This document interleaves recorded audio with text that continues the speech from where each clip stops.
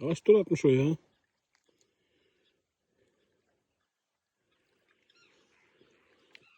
Evet, güzel bir kilosu var mı onun abi? Var. 901 aynen. Bir de olur. Olur. Bir de olur. İyi, eline sağlık. Abi. Tamam İsa abi.